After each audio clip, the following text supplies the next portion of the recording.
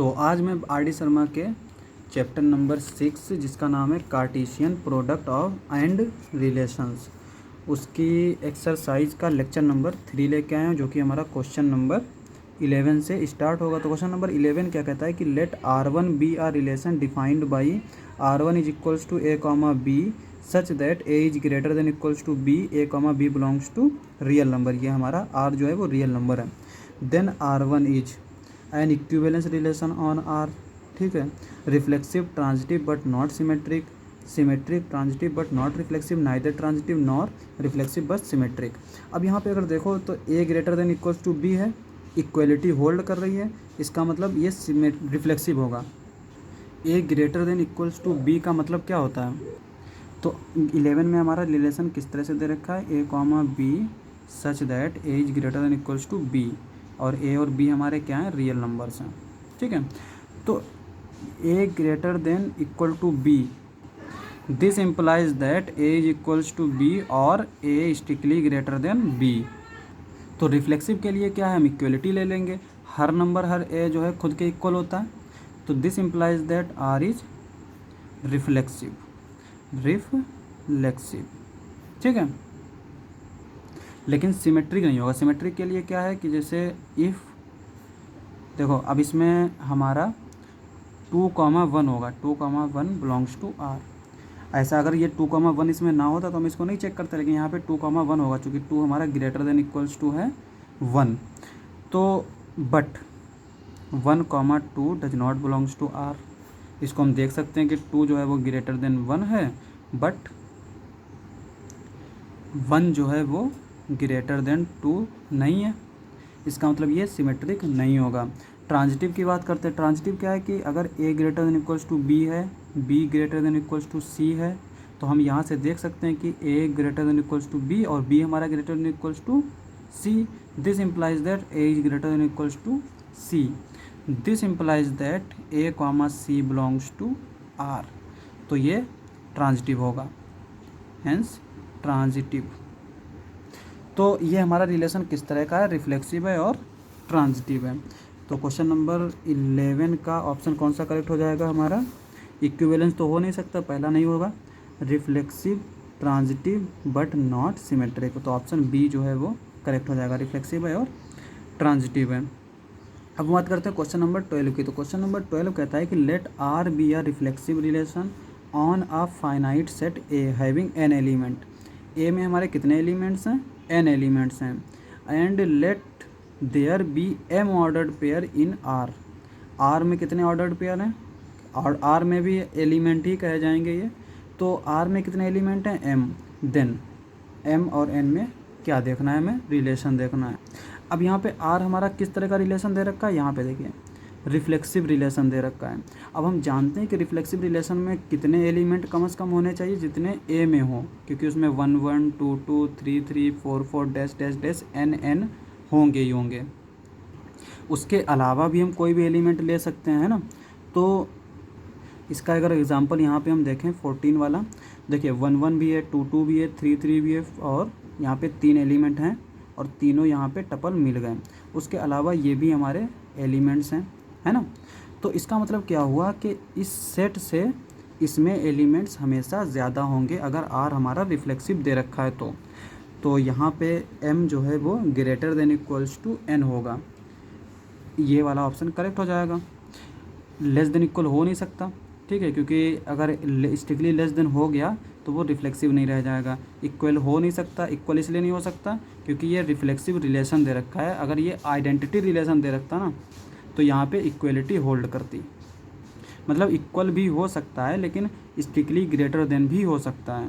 तो 12वें का हमारा ऑप्शन ए जो है वो करेक्ट हो जाएगा। अब हम बात करते हैं क्वेश्चन नंबर 13 की। तो क्वेश्चन नंबर 13 कहता है कि the wide relation on a set A. Wide relation मतलब क्या है, एम्पटी रिलेशन, ठीक है। On a set A is reflexive symmetric and transitive, reflexive and transitive, ठीक है। तो देखो इसमें सबसे पहले हमें ज़्यादा ज़रूरत पड़ेगी वो है डेफिनेशन की। तो अगर डेफिनेशन अच्छे से याद है ना तो इसको हम कर सकते हैं। अब देखो क्वेश्चन नंबर जो 13 है ना, उसमें ए के ऊपर कंडीशन नहीं दे रखी। ए हमारा नॉन एम्पटी भी हो सकता है ना, एम्पटी भी हो सकता है, लेकिन इसका जो आर दे रखा है ना वो हमारा फाई दे रखा है, ये किसका सबसेट होगा, ए क्रॉस ए का होगा। अब देखो ये हमारा एम्प्टी दे रखा है।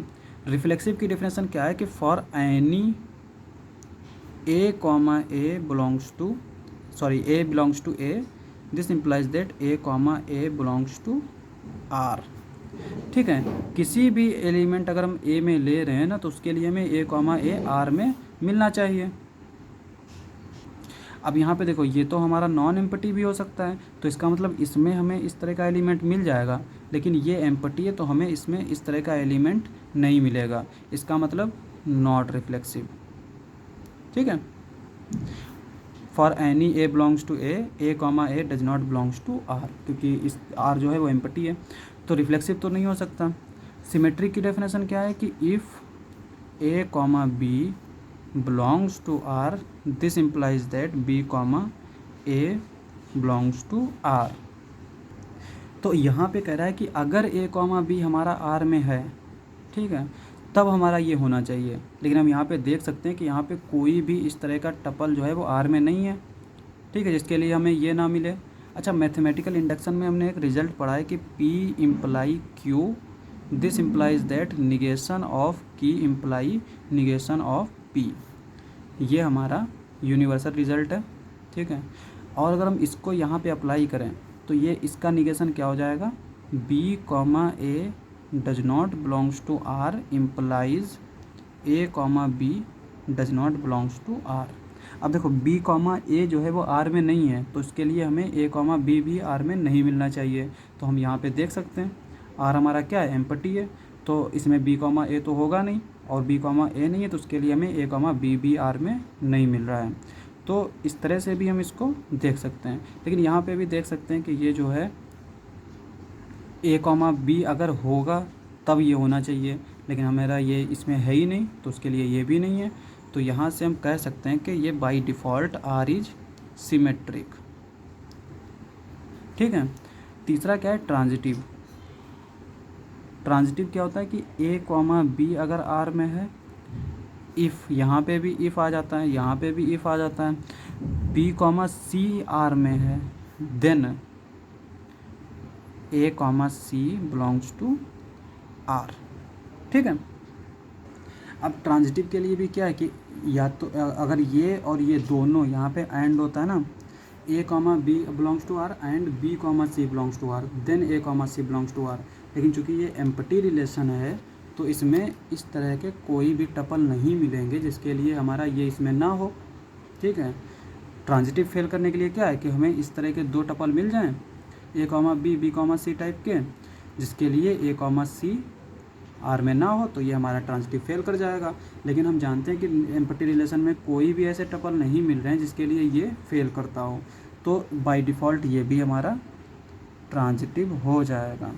तो इसका मतलब ये हुआ कि वॉइड रिलेशन जो है ना वो हमेशा ट्रांजिटिव रहता है और रिफ्लेक्सिव ट्रांजिटिव रहता है और सिमेट्रिक रहता है। तो ऑप्शन बी जो है वो इसका करेक्ट हो जाएगा। लेकिन जो यूनिवर्सल रिलेशन होता है ना ए क्रॉस ए, ठीक है, पूरा का पूरा ए क्रॉस ए, तो वो रिलेशन जो है वो हमारा रिफ्लेक्सिव भी होता है, सिमेट्रिक भी होता है, ट्रांजिटिव भी होता है, एंटी सिमेट्रिक। तो अब हम बात करेंगे क्वेश्चन नंबर 14 की। तो क्वेश्चन नंबर 14 क्या कहता है कि the relation R is equals to 1, 1, 2, 2, 3, 3, 1, 2, 2, 3, 1, 3 on set A is equals to 1 to 3। इस सेट पे हमें ये एक रिलेशन दे रखा है, कह रहा है कि रिफ्लेक्सिव बट नॉट सिमेट्रिक। अब देखो ये रिफ्लेक्सिव तो होगा क्योंकि इसमें 3 एलिमेंट्स हैं, उसके लिए हमें तीनों टपल मिल रहे हैं 1, 1, 2, 2, 3, 3, तो ये रिफ्लेक्सिव तो हो गया। अब बात करते हैं सिमेट्रिक की। सिमेट्रिक नहीं होगा क्योंकि यहाँ पे 1, 2 है पर 2, 1 इसमें नहीं है, तो ये सिमेट्रिक नहीं होगा। ट्रांजिटिव की बात करते हैं तो ट्रांजिटिव के लिए क्या मिल रहा है 1, 2, 2, 3, तो 1, 3 होना चाहिए, तो 1, 3 भी है, तो इसका मतलब ये ट्रांजिटिव होगा। तो इसका मतलब ये कौन सा रिलेशन हुआ, रिफ्लेक्सिव बट नॉट सिमेट्रिक। ठीक है, ऑप्शन ए जो है वो इसका करेक्ट हो जाएगा। अब हम बात करते हैं क्वेश्चन नंबर 15 की। तो क्वेश्चन नंबर 15 कहता है कि let R and S be two equivalence relation on set A, then R union S is an equivalence relation, R intersection S is an equivalence relation, R minus S is an equivalence relation on A. अब देखो set तो हमारा एक ही दे रखा है, उस पर दो रिलेशन डिफाइन किए गए हैं, तो देख लेते हैं। अब देखो हमने एक सेट इस तरह से ले लिया 1 2 3, उस पर हमने दो रिलेशन डिफाइन कर लिए, आर इज इक्वल्स टू 1 1 2 2 3 3 1 2 2 1, ये हमारा एक इक्विवेलेंस रिलेशन है, ये भी हमारा एक इक्विवेलेंस रिलेशन है। अब अगर हम आर यूनियन एस लें तो उसमें क्या आएगा हमारा 1 1 2 2 3 3 1 2, ये सारे एलिमेंट्स आ जाएंगे यूनियन में, 2 1 2 3 3 2, बस।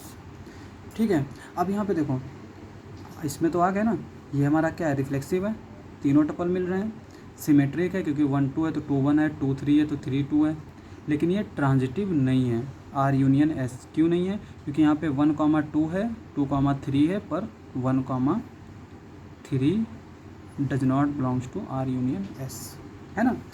1 2 है, 2 3 है, ट्रांजिटिव के लिए 1 3 भी होना चाहिए, तो 3 इसमें 1 3 इसमें नहीं है, तो इसका मतलब आर यूनियन एस जो है वो इक्विवेलेंस रिलेशन हो भी सकता है और नहीं भी हो सकता है। तो इसका ऑप्शन ए जो है वो, इसका जो ऑप्शन ए दे रखा है ना, वो हमेशा करेक्ट नहीं होगा। ठीक है, हो भी सकता है और नहीं भी हो सकता है। अब हम बात करते हैं ऑप्शन नंबर सेकंड की, R intersection S is an equivalence relation, तो ये तो हमारा होगा, इसको हम प्रूफ करेंगे। उससे पहले हम सी को देख लेते हैं, आर माइनस एस। अब अगर इसी रिलेशन में हम आर माइनस एस लिखें तो आर माइनस एस का मतलब क्या होता है कि आर के वो एलिमेंट जो एस में ना हो। अब एस में कौन कौन से हैं, 1 1 2 2 3 3, सिर्फ 1 2 2 1 ऐसे एलिमेंट हैं जो इसमें नहीं है, तो इसका मतलब आर माइनस एस में किस तरह के एलिमेंट्स आएंगे, केवल 1 2 2 1 आएंगे। और ये हम देख सकते हैं कि ये हमारा रिफ्लेक्सिव नहीं है, तो इसका मतलब आर माइनस एस जो है वो भी इक्विवेलेंस नहीं हो सकता। तो ऑप्शन ए और सी तो हमारे इनकरेक्ट हो गए, डिस्कार्ड हो गए। अब हम बात करते हैं ऑप्शन बी की, यानी आर इंटरसेक्शन एस के बारे में। अब देखो आर और एस हमारे क्या दे रखे हैं, ये दोनों इक्विवेलेंस रिलेशन दे रखे हैं। तो इसका मतलब क्या हुआ कि for any A belongs to A हमारा कोई भी सेट है, such that A belongs to R and A belongs to S. क्योंकि अगर इक्विवेलेंस रिलेशन है आर और एस तो ये हमारे रिफ्लेक्सिव भी होंगे, तो ये दोनों कंडीशन सेटिस्फाई करेंगे। This implies that A R में भी है एस में भी है, तो इंटरसेक्शन में क्या आते हैं हमारे जो कॉमन होते हैं, तो आर एस। ठीक है, तो R intersection S, this implies that R intersection S is reflexive. अब हम बात करते हैं यहाँ पे सिमेट्रिक की। तो सिमेट्रिक के लिए क्या है, रिफ्लेक्सिव तो हो गया, दूसरा क्या है हमारा सिमेट्रिक के लिए क्या है कि if A B belongs to R intersection S, तो ये हमारा क्या इम्प्लाई कर जाए कि बी ए भी जो है वो आर इंटरसेक्शन एस में होगा। ठीक है, तो उसको हम प्रूव कर लेते हैं। अब अगर A B R intersection S में है तो ये इम्प्लाई करेगा A B belongs to R and, union के लिए और लगता है या तो उसमें हो या तो इसमें हो, लेकिन इसमें एंड लगता है, ये दोनों में होगा तभी हमारा ये इंटरसेक्शन में आ सकता है। A B belongs to S, this implies that A B belongs to R, R हमारा इक्विवेलेंस है, तो B A belongs to R, equivalence होने की वजह से बी ए भी आर में होगा, एंड एस भी हमारा इक्विवेलेंस है, तो B A belongs to S.